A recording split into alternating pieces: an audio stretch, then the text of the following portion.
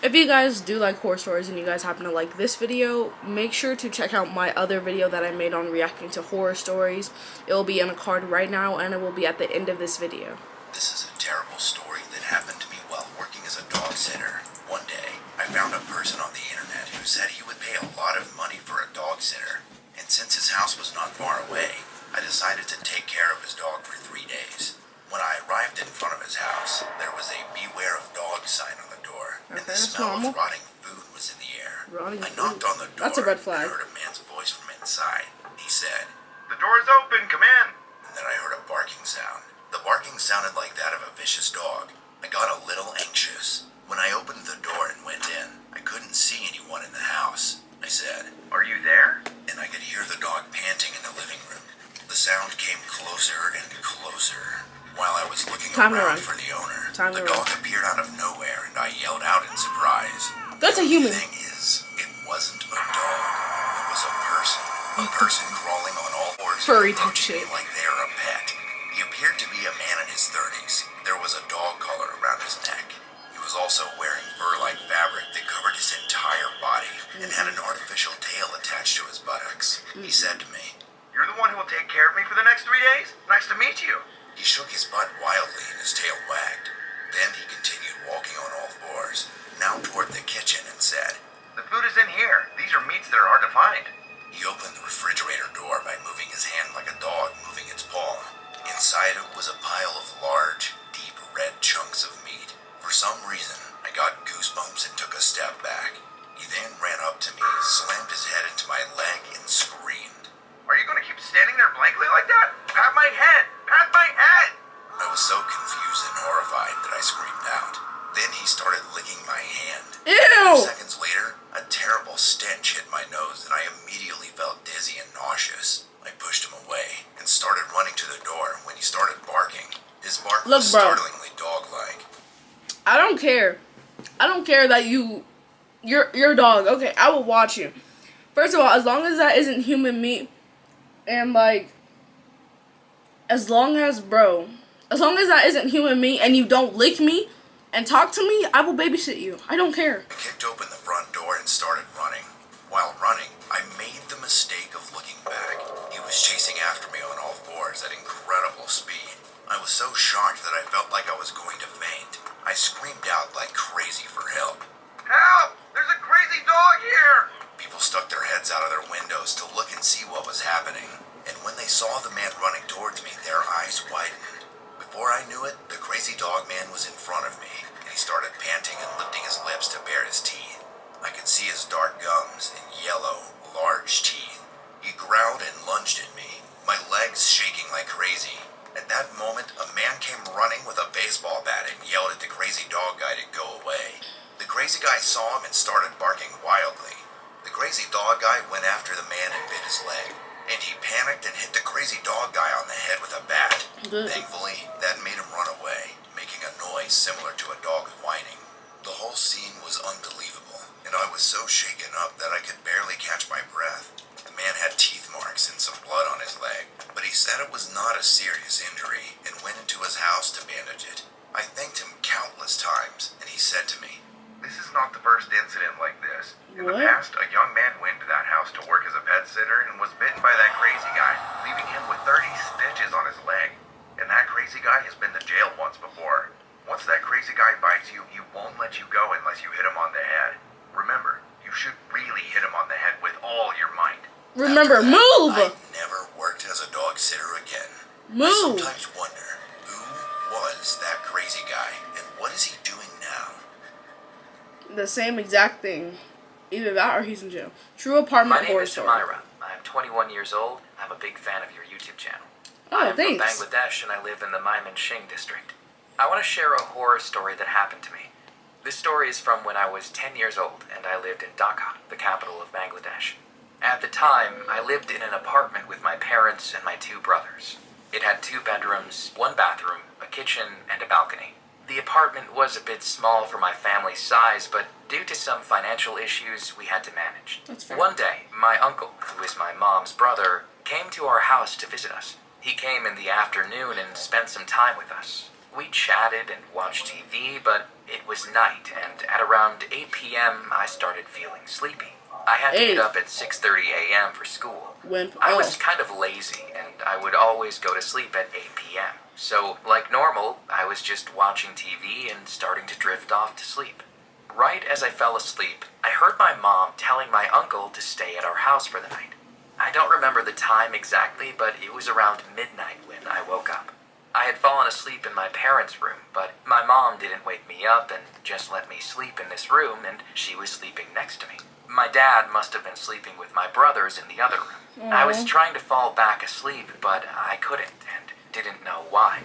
I looked around, and since the door was open, from down the hallway, I could see a tall shadow figure. There was a long corridor between the room I was in and where it was standing, and the shadow figure was peeking around the corner like it was playing with me. I was scared to death, but I didn't want to wake up my mom. Since he was supposed to be staying over, I thought it must just be my uncle. No. It didn't really make sense that he would be up at midnight staring down the hallway. And why is the door but open? I just figured it was him, since that made the most sense. Once I decided it was him, I wasn't afraid anymore and eventually fell back asleep. Though the figure never stopped staring down the hall. I still don't understand why I thought that figure was my uncle, but as it turns out, when I woke up that morning, I learned that my uncle had actually not stayed the night. I was scared out of my mind. To this day, I still don't know what it was that was looking at me from down the hallway that night. No, back up, E.T. Back up, E.T. True. This happened 2 months ago. Can't even read the title, bro. It's a beautiful country. It was another normal day at school. Usually, I wake up at 5:30 a.m. I get home from school by 1 p.m. After school, I was home alone. This was normal because my dad usually didn't stay home often. I was bored, so I invited my cousin and my best friend over to play games and watch 1C videos. A few hours later, somebody was knocking at the door. My first thought was that it was my mom. I like how, first of all, I like how Wansi's animation has changed over the years. I do prefer the old one, but I do like this. And another thing, I like how he added that self-promotion in. I was watching 1C videos.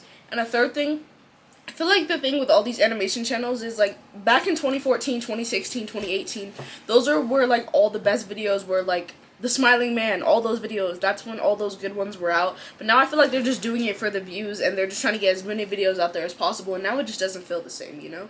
Like, they're not as scary. Except she usually has a key to get in. I looked through the window, and it was a grown man. He looked like he was in his mid-40s. He was tall, and his hair was messy. I ignored him and didn't answer the door.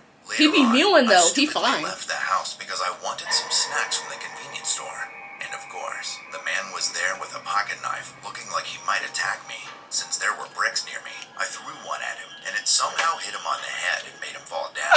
There was a van next to me that seemed like it was his, and when I looked inside, there was a 16-year-old girl. Hold on, I'm sorry. I was 12 at the moment, so this was very scary. The first thing I would do, once I hit him on the head, I would not go check his van. What if there's somebody else in there that's an accomplice that's trying to kidnap you? No! Go in the house, call 911. For me, I untied her, and then quickly called the cops. Once they got there, a few moments later, he was captured. The girl told me that she was also going to get some snacks. It was so strange because she was so unlucky to get caught, then lucky that I happened to find her.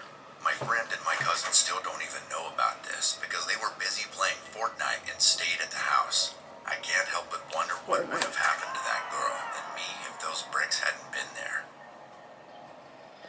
They stayed home playing Fortnite. Common mistake. This is the first ever creepy thing that had happened to me. Or rather, the first time I truly saw something really creepy. Okay. I was 12 at the time that it happened. On Mondays, our dismissal was at 5 p.m. I hated it so much because it was so late. Right. And I was also assigned to be a classroom cleaner along with some other kids in my class. So that's why you can expect me to still be at school at 5:30 p.m. Right. A short description of our school. I went to a private Catholic school. That makes and besides sense. our school court, there was a gate. And behind that was what they call the residence, where the nuns and priests would stay. It was old and rusty with gray concrete walls. People love to make rumors about it since it was very old and some nuns have died in there. What? Our classroom is located on the 3rd floor. The hallways are like terraces, Right across. so when you look down, you can get a view of the school. However, in front of our room, you could see the house where the nuns and priests stay. I never really paid any mind back then, but eventually, that changed.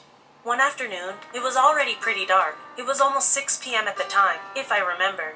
While the other kids were cleaning inside the room, I went out to the hallways to clean our window. I took a break and turned around. There, I saw the house. I wanted to rest and lean onto the terrace of our hallways, looking at the sky that was already dark. When I shifted my gaze, I looked at the house again, and there, I saw something just in front of the house. A figure, something, or someone, covered in a white cloth. You really can't see anything besides its shape and color, which looked like a human to me, just covered in a white blanket. Weird. I frowned and thought it was a little weird. Right. I heard the door from our classroom open and turned to see my friend, who we'll call Carrie. Carrie, look! I shouted to her and pointed down to where I saw the weird figure. But it's not there. I looked back quickly and it was gone. That's when I felt chills down my spine. I wasn't scared until it disappeared. I was stunned and my heart was racing. It was just there. Where did it go? What's up? She asked me, and I snapped out of my thoughts. I don't remember if I told her that I saw something, or I just shrugged it off, because all I can remember is the fear I felt. But on my way home, I was so scared and confused. What was that thing? Was it a hallucination of mine? How did it disappear so quickly? The next week, when it was Monday again, and I was assigned as one of the cleaners, I looked to where I saw that thing, and there was nothing. Until I glanced at the window and saw it again. No face, no anything. Just a figure covered in a white blanket. I really didn't want to point it out to my friend again, so I just kept my mouth shut and ran back inside our classroom. The noise my friends were making while cleaning calmed me somehow. To this day, I still don't know what that thing is. But every time I remember the rumors about the house, my brain can't help but think that it might be one of the dead nuns. Maybe they were cheap jump scare. Maybe they were like trapped in there. If you guys want me to finish this video, let me know. There's only so much of it left. But I do hope you guys enjoyed this video and my reaction. And let me know if you did. Let me know if you didn't. I don't really care because I enjoyed my reaction. And if you are at my school and you found this video because you found my channel somehow, you guys are dick writers, by the way. If you somehow found this because you guys are dick writers and you found my channel, hi there, love you. Make sure to pursue your goals and your dreams just like I am. I'll see you guys later. Peace.